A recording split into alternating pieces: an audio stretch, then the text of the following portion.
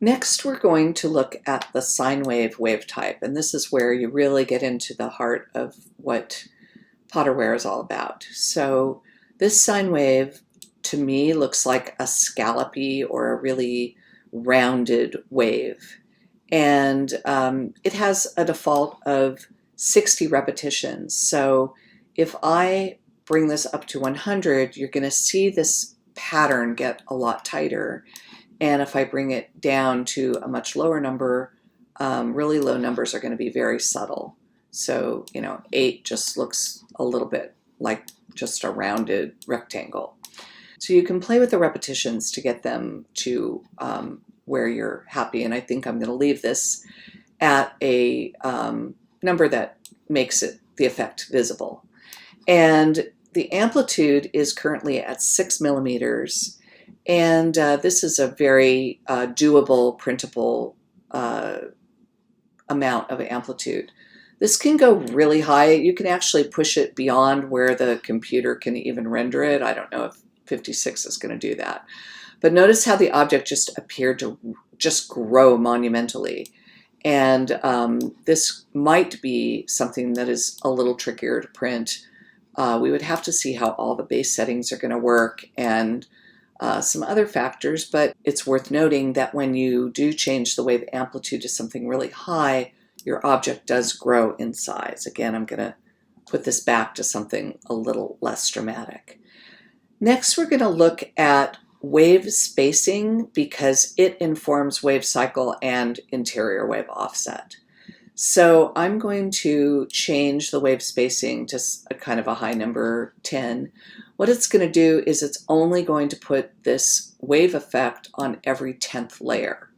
And it's going to alternate, between the wave effect and the regular just spiral of your internal object, which is almost like a spine in this case, that you set up in your profile originally. And I'm just working with the default model right now. But one thing that I'd like to show is if you adjust the interior wave offset, what it does is it brings this ripple, which seems like it's detached from the skeleton or the spine, and it brings it in to help connect these two surfaces. And so that's what you use if you see that things are not feeling connected. And, it's also possible to make your shape go to the interior of the object. So you could actually be doing your print on the inside of this mug or your texture on the inside of this mug as opposed to the outside of the mug. And that's a whole other effect that I've seen artists use, which is, just interesting point. I'm going to take this back to probably 0 because I don't think I really need it for demonstration purposes right now. But now I can show off what wave cycle does. So wave cycle is going to repeat the effect. In this case, I'm giving it the same value as wave spacing, and it's just going to alternate, 10 rows of my wave, 10 rows of the solid surface, 10 rows of the wave.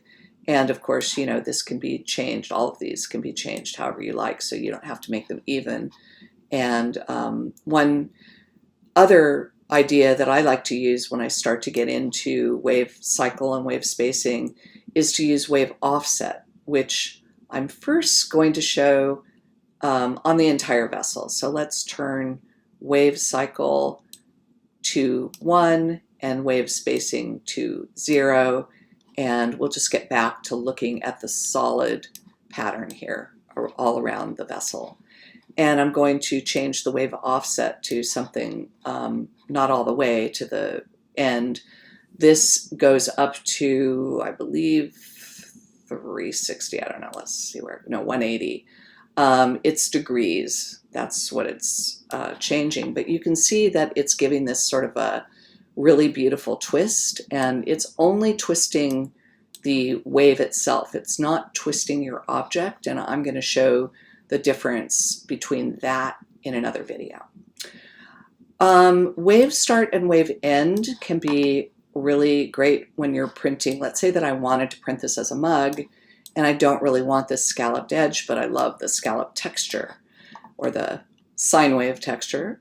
And what I would do is I would give the wave a start effect and an end effect. And this is based on percentages. So if I wanted to do 10% and 90%, I'll show you that that would give me a clean base on my vessel and also a clean lid. And that might make it easier to trim the bottom or have this, you know, just be a little bit easier to handle.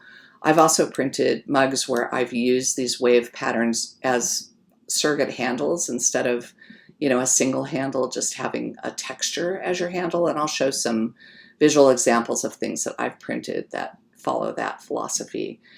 That really pretty much shows what is under Sinewave. We're going to look at jitter randomizer when we go to the jitter pattern in another video.